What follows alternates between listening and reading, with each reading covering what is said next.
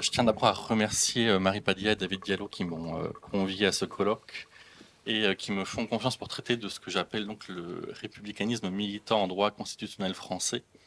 Les phénomènes de colonisation et de décolonisation ne seront que ma porte d'entrée, comme aurait pu être la laïcité, puisqu'ils constituent des points de crispation parmi d'autres sur ce qu'a été ou ce qu'est encore la République française, et qui impliquent des prises de position faussement neutres et souvent non assumées. Mais avant d'en arriver au sujet, je dois vous dire pourquoi j'en parle. Parce qu'en effet, avec un tel intitulé, il me semble important d'être transparent, de vous dire d'où je parle et de vous exposer les raisons qui font que j'en arrive à cette présentation aujourd'hui, comme l'ont fait d'autres intervenants hier et ce matin. Ça tombe bien, j'avais prévu de le faire aussi. Ces raisons sont au nombre de deux. La première raison, c'est la recherche que je mène dans ma thèse et qui m'a finalement emmené sur ce terrain sans que j'ai prévu de le faire au départ. Et la deuxième raison, c'est une actualité pour le moins singulière en Nouvelle-Calédonie, qui aurait pu être une étude de cas si on avait eu plus d'informations aujourd'hui, 3 décembre 2024, mais ce n'est pas le cas, mais je vais revenir dessus. Donc sur le premier point, je termine actuellement ma thèse sur le principe d'indivisibilité de la République en France et sur ses mutations. Ce sujet n'est pas un hasard, ce sont mes expériences à la fois personnelles et étudiantes qui m'ont poussé à le choisir avec mon directeur de thèse. Expérience personnelle d'abord, celle d'avoir grandi dans un territoire avec une identité forte et une société civile active sur les questions coloniales et décoloniales de manière générale, le Pays basque. Donc même si je ne prenais pas part à ces débats, nécessairement cet environnement m'a plutôt marqué. Expérience étudiante ensuite, c'est celle d'avoir été introduit par mon directeur de thèse à l'étude du droit des Outre-mer, avec tous les enjeux que cela comporte, et les actualités en 2024 sont nombreuses à ce sujet. Mes recherches font que je propose dans ma thèse une approche critique du principe d'indivisibilité de la République, qui me conduise à une tentative de redéfinition qui me reste encore à bien formaliser, mais qui s'écarte de l'archétype révolutionnaire du principe, encore véhiculé et souvent professé aujourd'hui. Cette proposition de redéfinition est issue d'un faisceau d'analyses sur diverses questions, et deux d'entre elles sont ici importantes et expliquent mon intervention. Première chose, j'ai, dans le cadre de ma thèse, étudié et documenté comment le principe d'indivisibilité de la République a avant tout été construit et consolidé par la doctrine dans les manuels avant d'être un principe de droit positif que le Conseil constitutionnel est en capacité d'interpréter.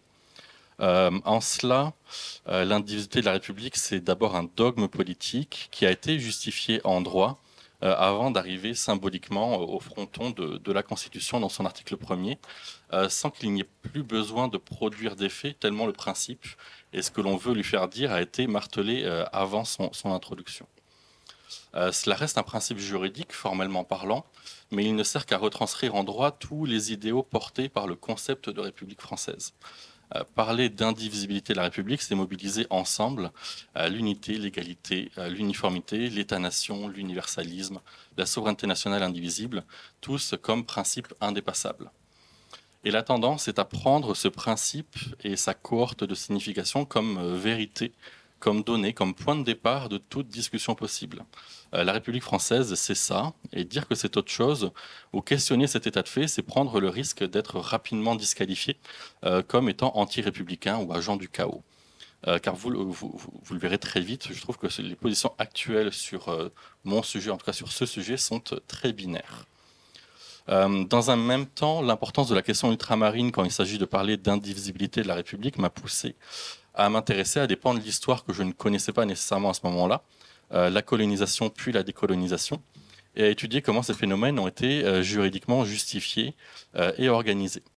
Donc je me suis plongé dans les manuels de législation coloniale, dans les travaux préparatoires de la Constitution de la Ve République, qui ont donné naissance à la communauté. Puis j'ai retracé la lente émancipation des territoires ultramarins et la lente conciliation qui a été faite entre indivisibilité de la République et autonomie ultramarine, bien que cela recouvre aujourd'hui des réalités très différentes. Et c'est là que j'en arrive au point principal. J'ai également saisi cette thématique par des lectures non juridiques, principalement d'historiens, sur l'histoire des Outre-mer, de leur colonisation à leur décolonisation, à la question de la mémoire coloniale et aux potentiels legs coloniaux encore persistants aujourd'hui en 2024. Et force a été de constater que sur ce dernier point, peu avait été fait. Et les événements de cette année en Nouvelle-Calédonie, et même de ces dernières semaines en Martinique et en Guadeloupe, démontrent que cette question du rapport entre l'Hexagone et ses territoires ultramarins reste aujourd'hui marquée par ce passé colonial, bien que la question ne soit jamais abordée vraiment directement. Voici donc d'où je parle. Et pour finir d'être honnête, quand j'ai commencé ma thèse, je savais que j'allais sans doute être amené à défendre une argumentation qui n'est pas mainstream sur l'indivisibilité de la République. Je n'avais cependant pas conscience que je pouvais être perçu comme un militant sur cette question.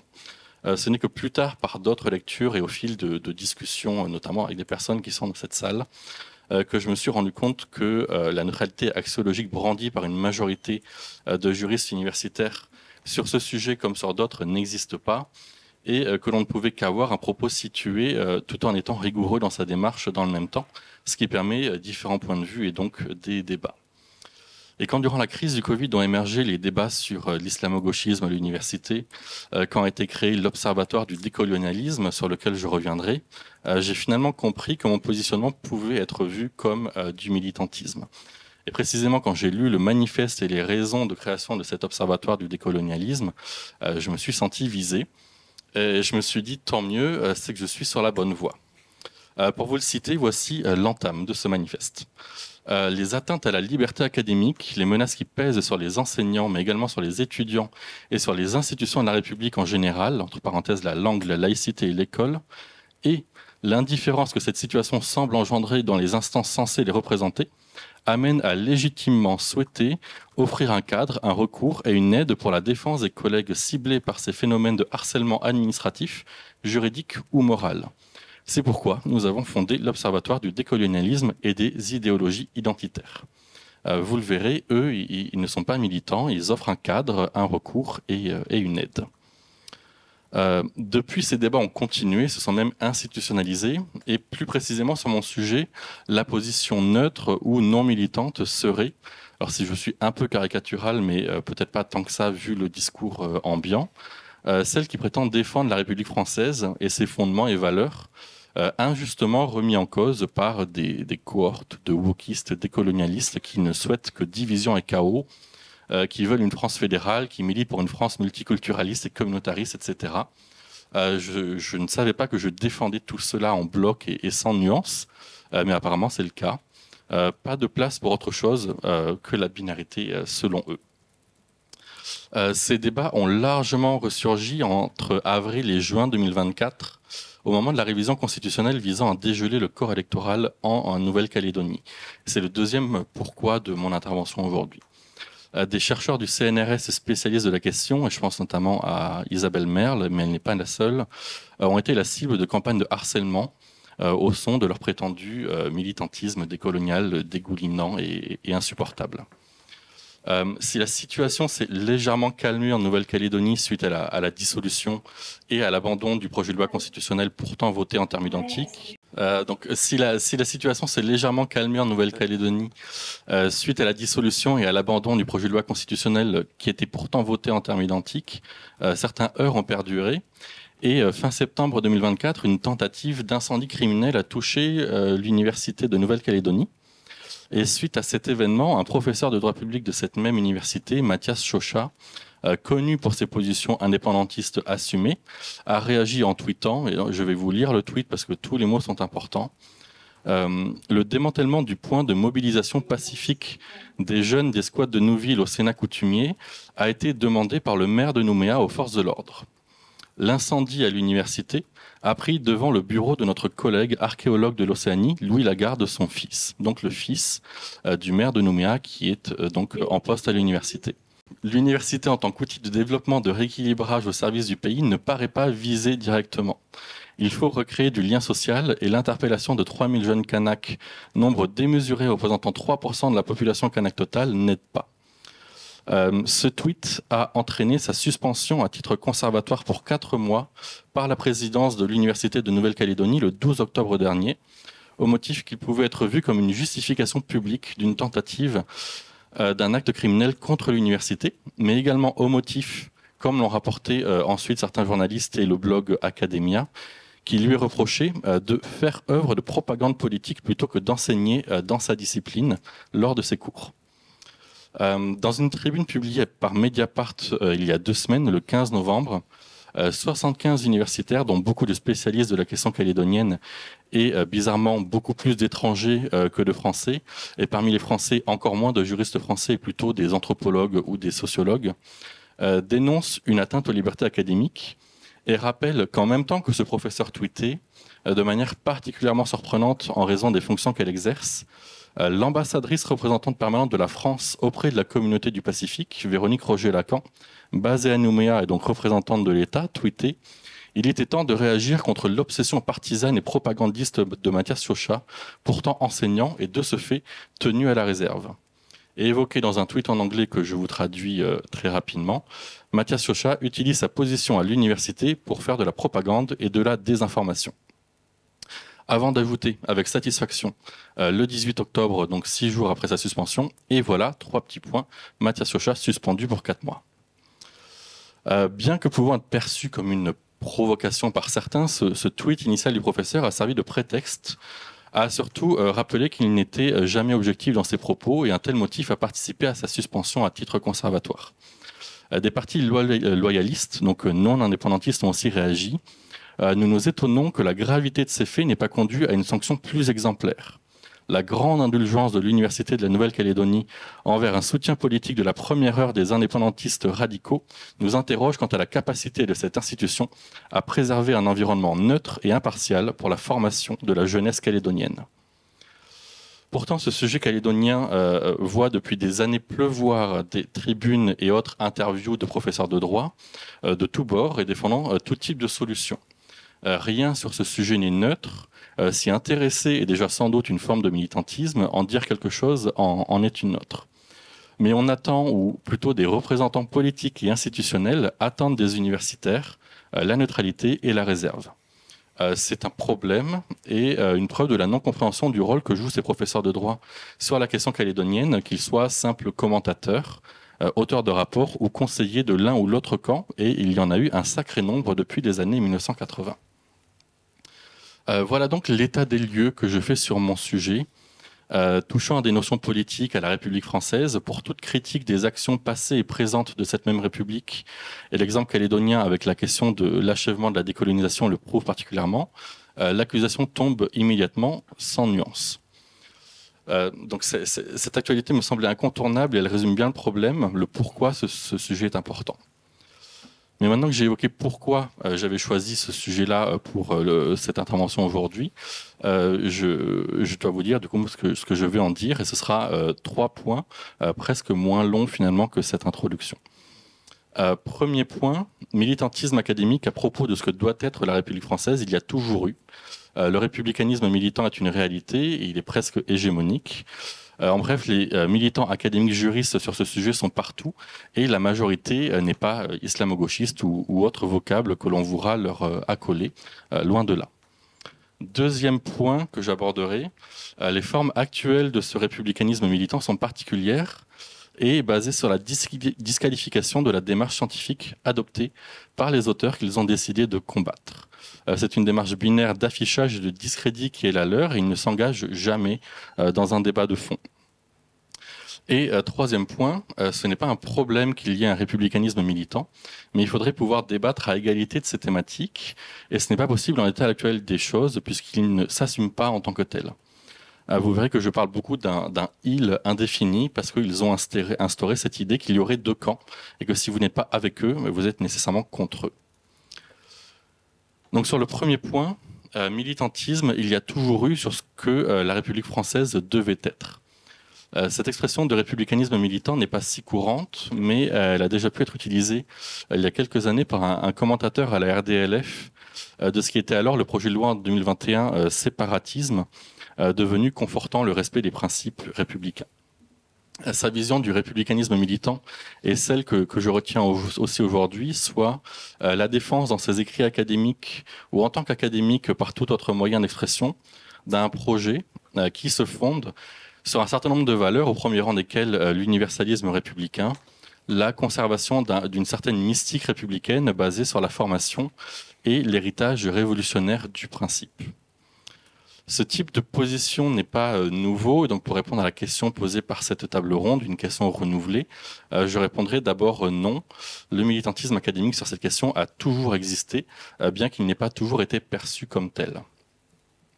Parce qu'on peut avoir une vision très explicite de ce qu'est le militantisme, où la défense de certaines positions est assumée, annoncée, et même le cœur même du propos. Mais on peut aussi avoir une vision plus feutrée, où la défense de ces positions s'inscrit dans un discours général qui tendrait à la description objective d'une réalité. Et c'est d'abord en ce sens que je propose de l'aborder. Ce sera du coup la petite partie historique, même si elle ne sera pas très longue. De nombreux manuels de droit public sous la Troisième République, ne trouvant pas dans les lois constitutionnelles de 1875 le matériau nécessaire à la définition de ce qu'est la République française, plus que comme une forme de gouvernement, ont pris le soin de décrire un système de valeurs qui sont devenus des principes juridiques qui définissent et entourent cette République française, une et indivisible, les bases du droit public étant les principes révolutionnaires d'unité, d'égalité formelle, d'uniformité, l'État-nation quasi archétypal. Et cette position de principe est devenue tellement courante que quand la question de la compatibilité entre République française et entreprise de colonisation s'est posée, deux choix courageux ont été faits. Soit ne pas évoquer du tout la question pour ne pas avoir à se renier, soit arguer de la compatibilité entre les deux quand l'entreprise de colonisation française remettait en cause l'unité et l'indivisibilité à tout le moins. C'est à ces conclusions qu'arrivent à la fois Olivier Beau et Robert Charvin, qui ont tous les deux étudié la question des rapports entre la doctrine publiciste de la Troisième République et la colonisation. Et pour eux, la doctrine juridique à cette période n'a fait qu'accompagner sans la moindre approche critique la conquête puis la gestion coloniale de ces colonies par la métropole. Les juristes français étaient pourtant en but à de fortes contradictions puisqu'ils se chargeaient de légitimer un droit colonial en rupture avec le droit républicain en vigueur dans la métropole. Mais pour échapper à ces contradictions, les juristes ont accepté la lettre du discours colonial, à savoir la République ne peut être par nature attentatoire aux libertés et aux droits de l'homme, la démocratie ne peut pas être impérialiste, la colonisation à la française n'est qu'une forme d'assistance à des hommes en danger social, culturel et religieux. Il y a donc eu une entreprise de justification et de normalisation de principes de droit constitutionnel, de principes définissant ce qu'est la République française, au mépris de la contradiction existante avec l'entreprise coloniale. Et personne, du coup, n'est surpris d'entendre que lors des travaux constituants de la Ve République, si la solution fédérale pour la France a un temps été discutée et que des projets d'articles ont été rédigés en ce sens, cette solution a été abandonnée car remettant trop profondément en cause ce qu'était la République française. La France prendrait le risque de devenir la colonie de ses colonies et c'est inadmissible. C'est ce que l'on peut lire dans les archives de François Lucher sur un certain nombre de réunions qui se sont tenues entre juin et juillet 1958. Sous la Ve République, enfin, les vannes étaient ouvertes à chanter les louanges de l'indivisibilité. Il était devenu de bon ton de rappeler ô combien ce principe est essentiel. Cette défense se trouve dans certaines thèses, mais bon, ça, c'est pas choquant.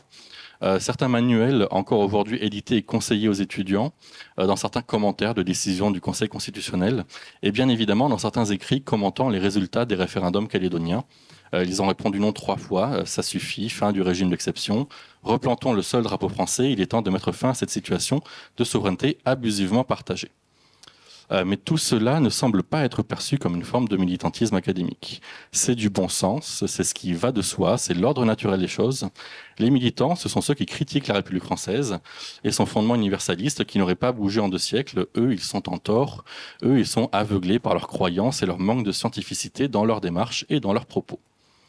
Et c'est mon deuxième point. Si renouvellement de la question il y a, c'est peut-être sur la forme, dans le sens où on sent clairement depuis quelques années ce qu'ils doivent sans doute considérer comme étant une contre-attaque à l'entendre de militants décoloniaux.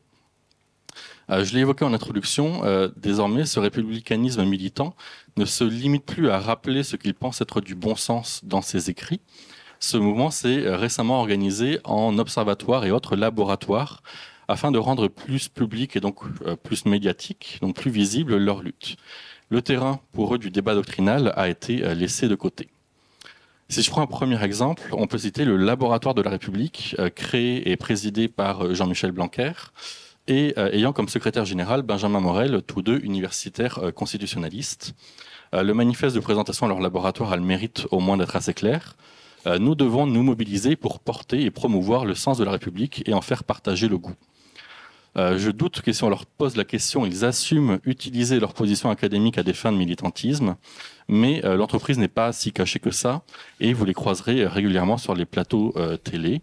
Pas nécessairement sur ce sujet spécifique, mais la crédibilité médiatique de leurs paroles s'accroît, et leur prise de position au moment de la crise calédonienne au printemps n'ont pas loupé. Plus problématique, il me semble, est donc l'Observatoire du décolonialisme, renommé plus récemment Observatoire d'éthique universitaire, qui n'a pas été créé par des juristes, mais qui comporte en son conseil scientifique des juristes, et dont certaines tribunes ont été signées par des juristes. Cet observatoire est la vitrine du laboratoire d'analyse des idéologies contemporaines, acronyme donc laïque. Leur façon de faire, il me semble, est plus problématique pour plusieurs raisons. D'abord, ils se positionnent tous comme des universitaires bénévoles et ils insistent beaucoup sur le bénévole pour donner un petit peu de crédit à leur position. Pour eux, ce sont des détenteurs de la vérité, quand de l'autre côté, ce qu'ils appellent les idéologues haïssent la vérité et ne souhaitent que la déconstruction. Pour citer leur manifeste un petit peu plus, ce que j'ai déjà mentionné tout à l'heure, ils disent donc à propos des idéologues: il ne s'agit pas pour eux d'exercer librement les droits de la pensée savante sur ces objets et ces méthodes, mais de mener la critique des savoirs dans un esprit de relativisme extrême, discréditant la notion même de vérité. Eux, par contre, exercent librement leur droit de la pensée savante sur leur objet et déclament alors une vérité. Tout autre discours est discrédité car nuance scientifique. Leur politique est aussi l'affichage. Ouais. Leur vitrine est un site internet pour le moins fourni avec une rubrique Walk in Progress où chaque mois vous pourrez trouver la liste des thèses, ouvrages et colloques qui ont été organisés et qui sont considérés comme woke. Vous avez aussi un rapport 2023 sur cette pénétration des idéologies identitaires dans l'université, dans la recherche. Un rapport avec une méthodologie solide que je vous résume, à savoir, on a vu sur Internet qu'il y avait des colloques, il y avait des mots-clés comme décolonial et féministe, et du coup on fait la liste. Et le rapport n'est pas une analyse, mais est une liste de colloques. Et vous serez surpris d'apprendre qu'un colloque de la MSH de Bordeaux, décolonial et universel, perspective croisée, a été flag comme étant woke selon cet observatoire du décolonialisme. Vous êtes dans le rapport 2023.